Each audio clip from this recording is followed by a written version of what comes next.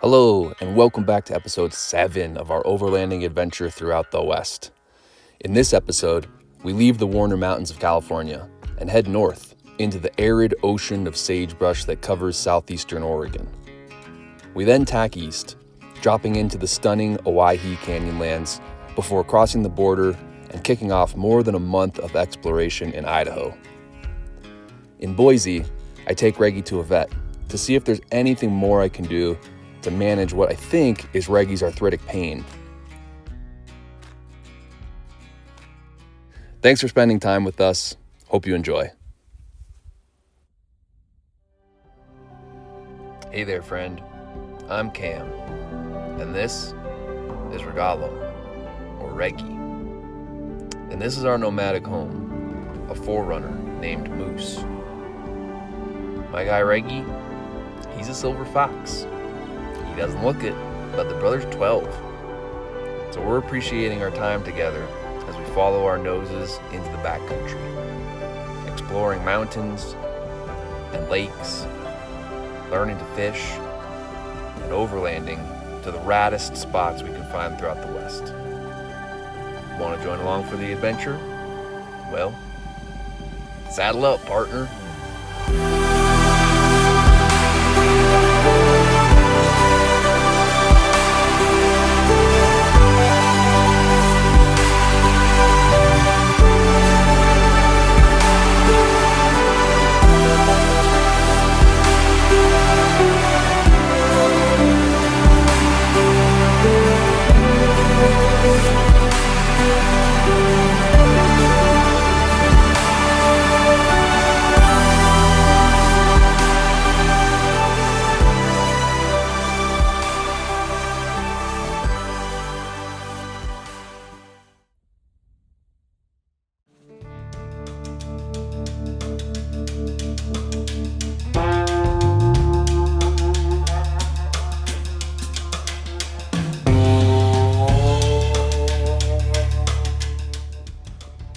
Those little black dots out there in the long line, all walking this way. Those are cows. This valley is massive.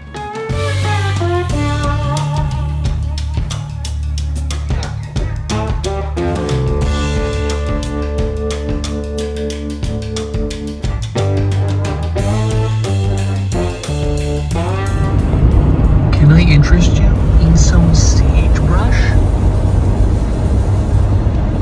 There's a lot of it out here.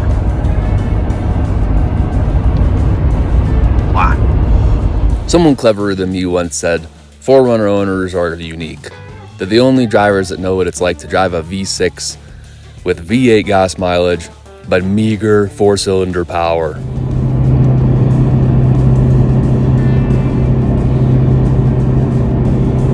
Now don't get me wrong, I love my Forerunner. It's a little tractor. It goes anywhere. It's not like a tractor in that it doesn't want to pull anything. It doesn't like hauling either. It just wants to pull itself. But when it's just doing that, it's fantastic. Look at this little school. We're in the middle of nowhere. This little school. All I'm saying is, would have been nice if Toyota consulted with our guy, James Pumphrey. More power, baby!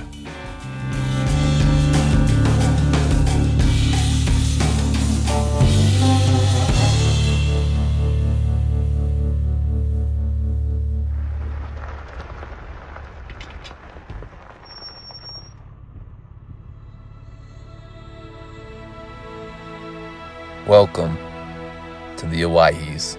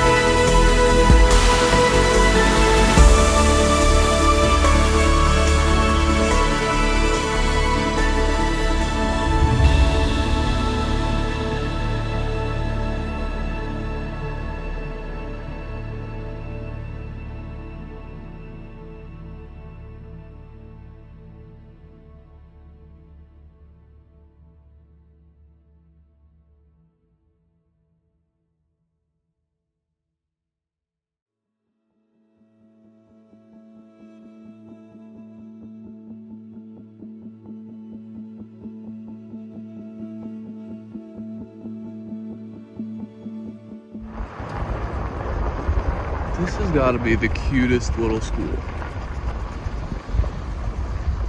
This is a little school out in the Owyhees. One slide, one little jungle gym, one basketball hoop, little set of swings. It's so adorable. That's it. That's the whole school. It's so sweet. Dude, I just hit the pavement after the Owyhees. Oh my gosh. After gravel roads, oh, pavement feels super cool. Feels really good.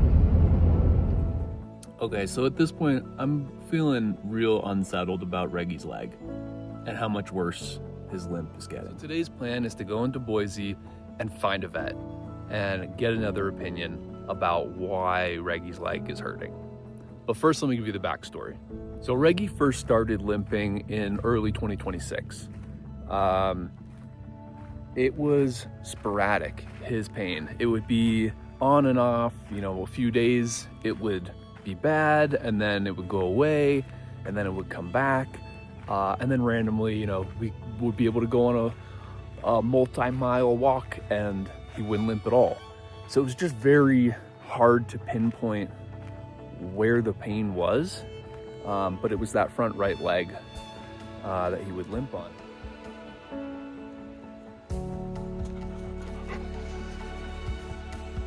Reggie was a ranch dog his whole life. He ran, 5-10 miles a day plus up and down hills, chasing, hunting animals, jumping in and out of the back of the truck. He had a super active lifestyle. So for him at 12 years old to start to develop arthritis is completely expected. And that's what the vets thought in Massachusetts. And so they sort of prepped me that it was about managing pain. A part of me though just wasn't completely convinced that he had arthritis.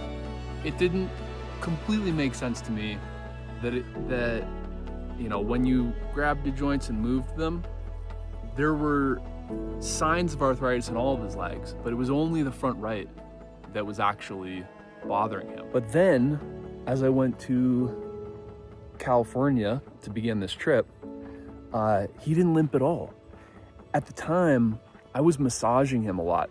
I had a shoulder kink last year that took months for me to rehab. And I just, I figured maybe that was the case with Reggie. And so I was massaging him pretty frequently.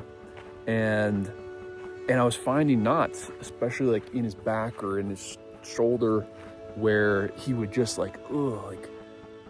just move away with pain. And so he didn't limp in California or in Sonoma County. And that is until we got back up into the Sierras. And then the limp started coming back. So we spent all day at the vet, got x-rays done, tested a lump under his arm, and then headed up into the mountains above Boise to camp for the night.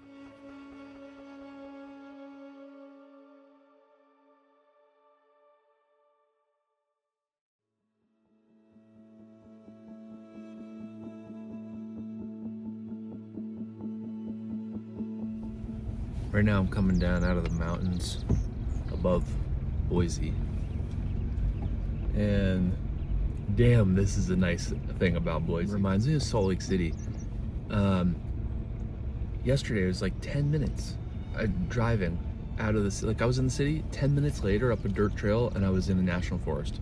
Absolutely awesome. One of my favorite things that I've found about this lifestyle is getting a cup of coffee made like right at sunrise or early, and then just like starting to cruise slowly out of whatever camp I'm in.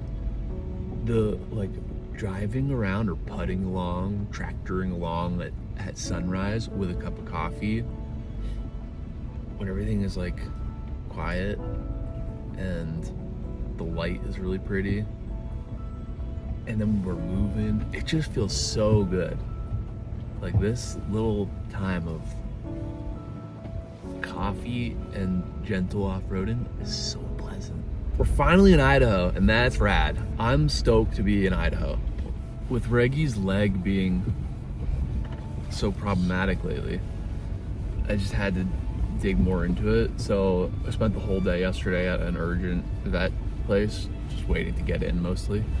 And then got him x-rays and also he's got this lump under his arm that's pretty hard. The vet didn't seem that concerned about it, and he said the x-rays looked good. Like, again, they just like don't know what is causing the pain. Reggie needs real attention. I'm probably gonna take him back to Massachusetts and like get him some real attention and let him have some recovery time and good like home living. Really, there's like a little debate right now about like, do I go get a Starlink Mini and then do I just like head into the mountains? Because like the big mountains are like just back there, like just keep going, but there's like no service out there. What am I gonna do? I don't know. I just like submit to 0 cell reception, or do I try to go to a box store and find a Starlink Mini in stock? But see, then the other thing I have to consider is without cell service, but what if I get out there and the fishing is sick looking, but I don't have a fishing license for Idaho? If I had cell reception, I'd just get my fishing license and just like be there. Anyway, so I guess I'm gonna juggle the dilemma for the kids. Cool, bye. Over the next few hours, I bought my fishing license, I passed on the Starlink, and I got fuel, food, and water, and then headed into the mountains. Also, the cell reception was not nearly as bad as my map made it seem it was gonna be. It was like pretty fine. Last thing I'll say about Reggie's leg. In the vet's office, when we got the x-rays back, the vet pointed to a little shadow in his paw that he couldn't explain. And so I got down on the floor and just felt in his paw, and sure enough, there was a rock hard clump of dirt and sap that was stuck to the fur in between his pads.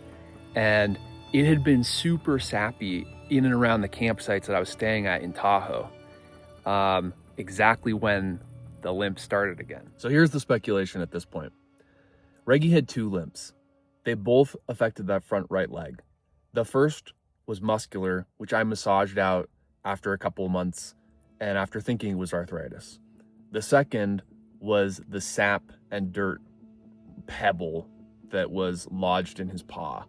And that began in the sappy areas up in Tahoe. And so when I went to the vet and removed that removed the cause of the second limp. So just coincidence that it was that front right. And you'll see in future episodes whether that pain is gone or not.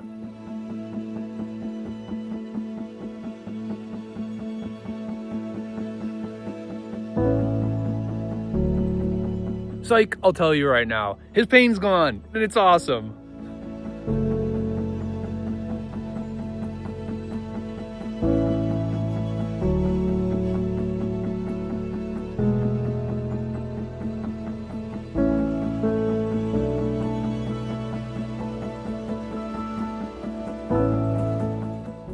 Thanks for watching, friends.